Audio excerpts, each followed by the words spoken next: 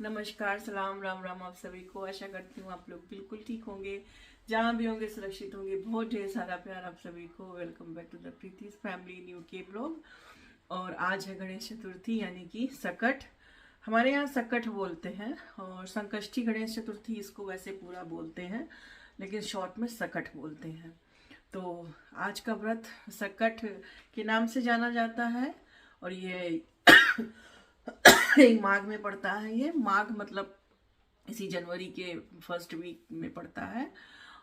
ये मकर संक्रांति से पहले, और हिंदी में इसको माघ का महीना बोलते हैं।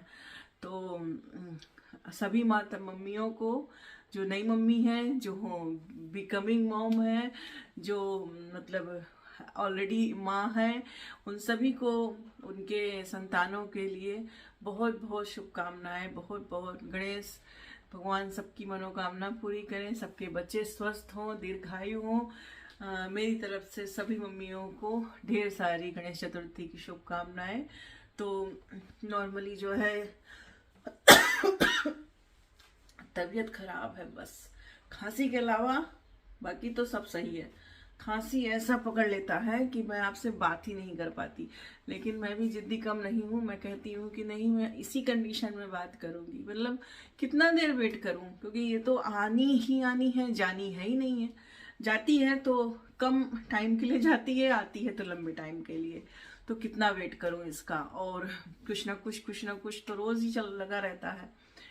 तो यस, और आज जो है काले तिल के का लड्डू बनता है, और स्वीट पोटैटो हमारे यहाँ गंजी बोलते हैं उसको। स्वीट पोटैटो को गंजी बोला जाता है। और उसकी उसकी पूजा होती है, वो बनाए जाते हैं। गणपति जी को रखकर उनकी पूजा होती है। जैसे जैसे होगा वैसे वैसे मैं शेयर करूँगी। तो सबसे पहले मैं लड्डू बना लेती हूँ, थोड़ा सा ही बनाऊंगी। सुबह जॉब करके आई हूँ, नहाया है, बच्चों को स्कूल लेकर गई। ये दोनों आधा तो गाड़ी में ही सो गए थे। अब इनको सोने का टाइम इनका निकल चुका है, तो लगता नहीं है कि कब सोएंगे। तो जैसे जैसे टाइम बीच बीच में मिलता जाएगा करती जाऊंगी। और सर एकदम अभी से ही फट रहा है। और इसमें जो है क्या होता है कि पूरे दिन पानी नहीं पीते हैं। जैसे अपना करवा चौथ होता है, तो करवा चौथ में शाम को चांद देखने के बाद पानी पी लेते हैं, खाना खा लेते हैं। लेकिन इसमें जो है चांद देखना होता है, चांद की पूजा करनी होती है। सेम वैसे ही करते हैं, वो छन्नी वाला नहीं करते हैं जैसे छलनी से देखते हैं करवा चौथ में, वैसा नहीं करते।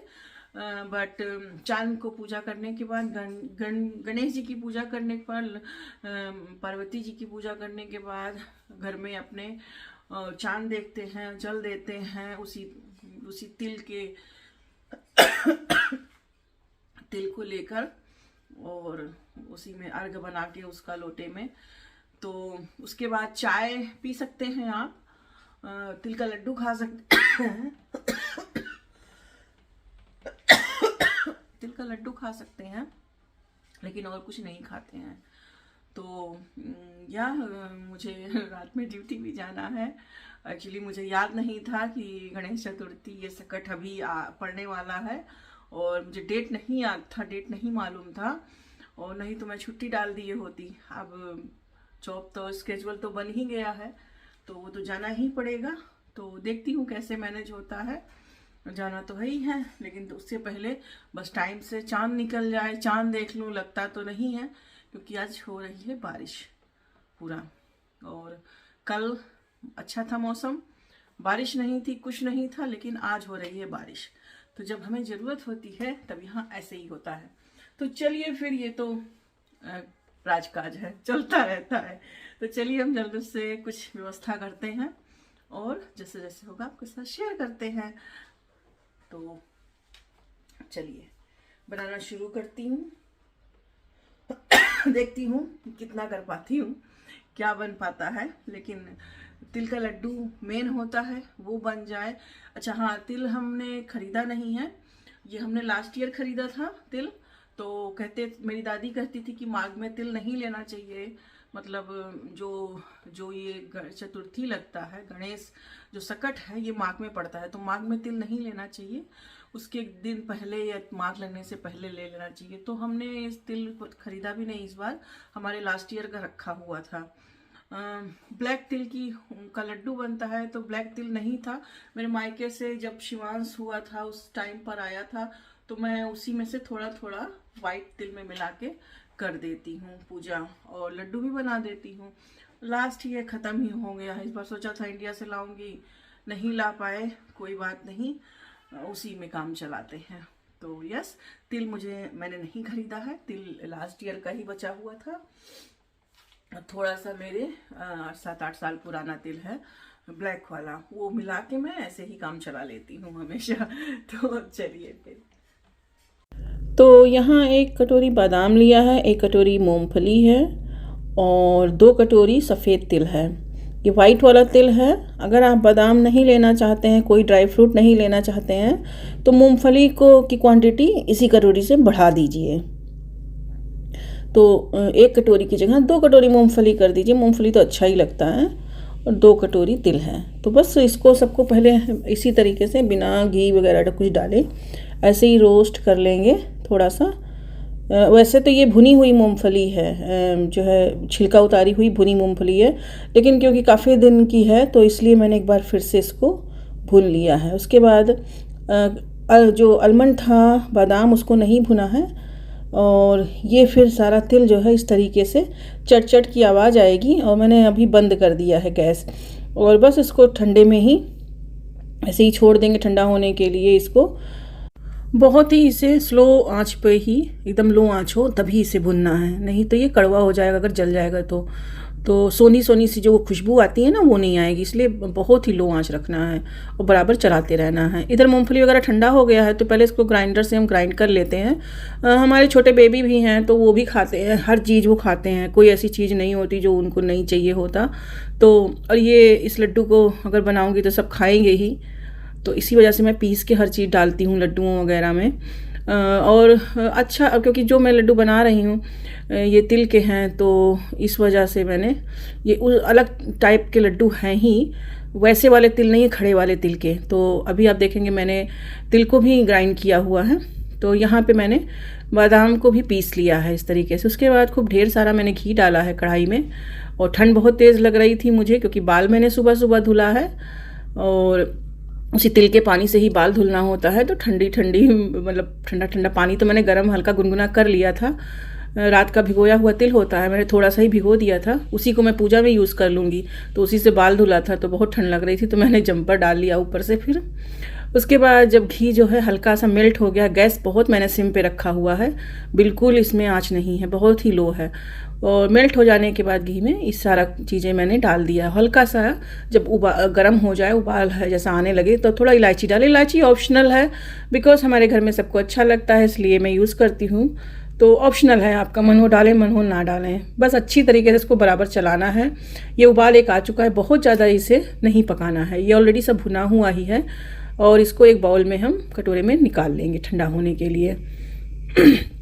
और अच्छे से जब ये ठंडा हो जाएगा, तब इसमें हम जो हमारा तिल है वो भी हमने हल्का, मतलब ऑलमोस्ट मैंने दरदरा क्या एकदम पीसा ही है, थोड़ा थोड़ा सा उसमें दरदरा रहने दिया है कि कहीं कहीं तिल जो है साबुत जैसा मुंह में आएगा तो अच्छा लगेगा। तो ये जो है तिल भी मैंने ग्राइंड कर लिया था। बस ये ठंडा हो गया है, और इतना ठंडा हो जाए, सब चीज़ों को अच्छे से मिक्स करना है और थोड़ा इसे ठंडा करना है। चलाते चलाते ये ठंडा हो जाएगा अभी। फिर इसमें शक्कर, मतलब चीनी मिला देंगे, अपने टेस्ट के हिसाब से मिलाएंगे। जिसको ज़्यादा मीठा पसंद हो वो ज़्यादा मीठा मिलाए। आप चाहें तो गुड़ का यूज़ भी कर सकते हैं, बट जो गुड़ वाला शक्कर जो पाउडर वाला आता है वो कर सकते हैं, बट मैंने शुगर का इस्तेमाल किया है क्योंकि मुझे प्रॉपर ये वाइट ही रखना है इसको। और बात करते करते सांस भी फूल जा रही है मेरी। तो यहाँ मैंने जो है ये 2 कटोरी शुगर था उसको पीस लिया है। सब चीज़ को यहाँ मैंने पीस के ही मिलाया है।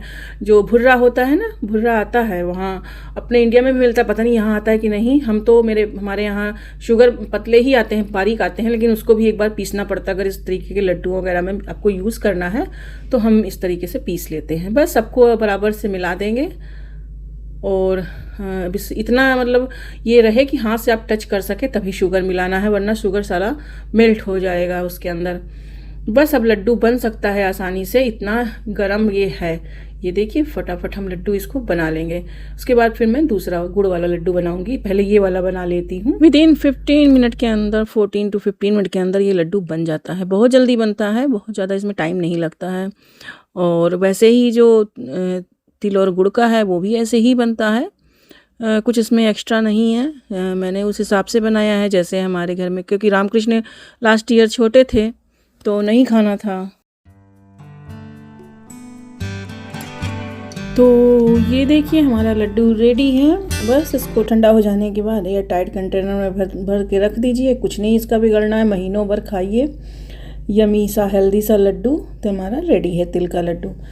तो अब चलते हैं हम अपने नेक्स्ट लड्डू की तरफ। तो मेरे पास जैसा आपको बताया ही कि बहुत ज़्यादा ब्लैक तिल नहीं था, तो ये मेरे मायके का काफ़ी साल, 8 साल 9 साल पुराना तिल है। तो मैं इसी को थोड़ा थोड़ा यूज़ करती हूँ। तो अब इसी को पहले इसको भून लूँगी। और ये ऑलरेडी धुला हुआ रखा था तो मैंने एक ही बार में धुल दिया था। फिर इसके साथ मैंने यहाँ पे 2 कटोरी और तिल ले लिया, नहीं मतलब 2.5 कटोरी और लिया था, थोड़ा सा और था तो वो भी लिया था मैंने। तो 2.5 कटोरी करीब ये वाइट वाला तिल लिया है। बस इसको इस तरीके से थोड़ा सा मायके का प्यार, थोड़ा सा ससुराल का प्यार मिला के मैं बना लूँगी। और अब कोई प्यार देने वाला ही नहीं है, तो ये पुराना प्यार बचा हुआ था थोड़ा सा मेरे पास। तो बस इसको सबको मैंने इकट्ठा पीस लिया है और थोड़ा सा ही और बचा है, नेक्स्ट ईयर के लिए मैंने रख दिया है बचा के। और इसको सबको भी हल्का, इसको ज़्यादा मैं नहीं ग्राइंड कर रही हूँ, बहुत बारीक वाला इसको, क्योंकि वही है सेम बेबी खाएगा। नॉर्मली मैं ऐसे खड़े तिल का बनाती हूँ, लेकिन इस बार मैंने इसको ग्राइंड करके बनाया है। तो जैसा कि आपको पता ही है कि इसमें जो है गुड़ का यूज़ होगा, तो गुड़ का सिरप बनाना पड़ेगा। और गुड़ मेरे पास ख़त्म हो गया था लास्ट टाइम, अभी मैंने शेयर भी किया था आपके साथ। गोंद का लड्डू बनाया था तो वो मैंने गुड़ में ही बनाया था, चीनी में नहीं बनाया था। तो ये एंड ऑफ द टाइम, मतलब लास्ट मोमेंट में बिल्कुल से मुझे अमेज़ोन पे दिख गया, ढूंढ रहे थे तो दिख गया, तो वहीं से मैंने मंगा लिया इसको। तो ये 1 किलो का पूरा ये कैन है और ये एकदम जमा हुआ था, तो इसको थोड़ा सा मैंने माइक्रोवेव में रख के मेल्ट कर दिया है और बस ये रेडी टू कुक होता है। तो ज़रा सा इसको एक उबाल आने के बाद इसमें पानी एकदम ठंडा वाला लेके और डाल के देखेंगे। जब ये लड्डू के आकार का बनने लग जाए, मतलब इसमें टक की आवाज़ आने लग जाए, तो इसका मतलब है कि ये रेडी है बनाने के लिए। तो यहाँ पे मैंने गैस फ्लेम ऑफ कर दिया है और सबको धीरे धीरे पहले से मिलाती गई हूँ। जल्दी करना है बिकॉज़ ये जमने लग जाता है। और थोड़ा सा ये भुना हुआ खड़ा तिल है वो भी मैंने इसी में मिलाया है, तो थोड़ा सा मतलब खड़े तिल का भी आएगा टेस्ट, तो अच्छा लगेगा खाने में। और सोनी सी बहुत अच्छी सी खुशबू आ रही है घर में पूरे। बस इसको इतना चलाना है कि ये थोड़ा ठंडा हो जाए, तो एकदम गरम गरम नहीं बनाना है, एकदम मतलब हाथ ना जल जाए।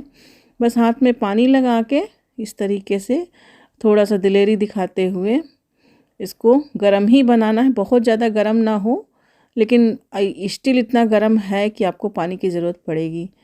तो बस यहाँ पे मैंने ये सारा लड्डू बना लिया है इसी तरीके से जल्दी से, क्योंकि अगर छोड़ देंगे ना तो ये एकदम से टाइट हो जाएगा, एकदम जम जाएगा तुरंत। गुड़ का लड्डू बहुत ही कॉम्प्लिकेटेड होता है, तो जल्दी जल्दी बनाना पड़ता है।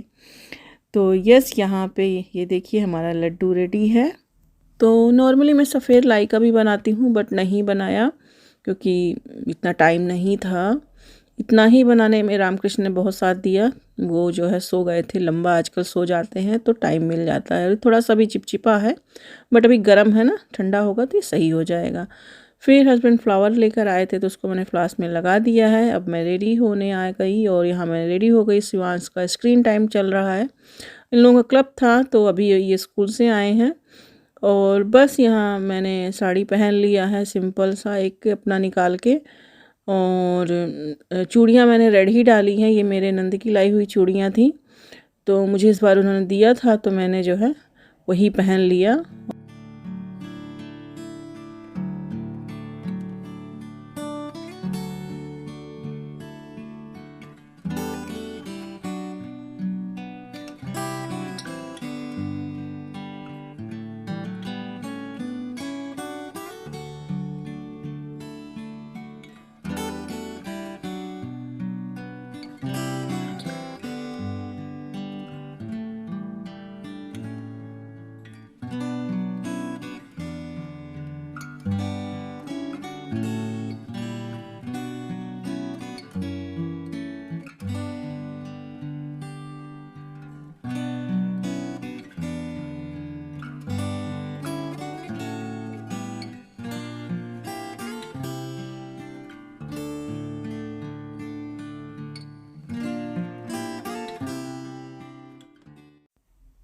एक आध रिंग रखी हुई है, वो मैंने पहन लिया। मैं इस बार ज़्यादा नहीं लाई हूँ, जो भी रिंग था मेरा मैंने रखा ही, क्योंकि हाथ में स्वेलिंग आ जाती है। और मैं चूड़ियाँ दिखा रही थी यहाँ पे, तो मैंने रेड ही डाली है। और इसका मैचिंग का ये था ब्लू कलर, बट रेड जो है शुभ होता है, तो मैं ज़्यादा मैचिंग वगैरह पे नहीं जाती। जो शुभ होता है उसकी तरफ जाती हूँ, वही काम करती हूँ। तो मैंने इसको ब्लू वाला नहीं पहना, मैंने रेड पहन लिया। रेड मेरा कलर अच्छा मतलब पसंद भी है, मुझे फेवरेट कलर है मेरा। और मैं यहाँ दिखा रही थी कि ब्लाउज़ अपना दिखा रही थी कि दोनों मतलब साइड से एकदम लूज़ हो गया है ये। और मुझे इतना भी टाइम नहीं मिला कि मैं इसको टाइट कर सकूं। वेल अभी तो ऐसे ही पहन लिया है, बाद में देखेंगे। फिर सिंपल सा मैंने जूड़ा बना लिया है और पीछे एक बैक पिन लगा लिया, क्लचर, और एक साइड में दोनों पिन लगा लिए, क्योंकि जो बेबी हेयर है ना उसके जो ग्रोथ हो रहे हैं वो पीछे से अच्छे नहीं निकल जाते हैं। मुझे बिल्कुल निकले निकले बाल बिल्कुल ख़राब लगते हैं। तो मैं रेडी होके नीचे आ गई हूँ किचन में, और किचन में ही मैंने पूजा की चौकी लगाई है, बिकॉज मेरे जो रुद्रांश और अयांश हैं वो यहाँ पर उनका जुगाड़ नहीं लग पाएगा। यहाँ बेबी सेफ्टी गेट लगा हुआ है, क्योंकि पूरे घर में कारपेट है और दिया पूरी रात जलेगा, जो अखंड ज्योति होती है वो पूरी रात जलेगा, और कहीं कोई ख़तरा ना हो जाए, तो इसलिए मैंने यहाँ रखा है।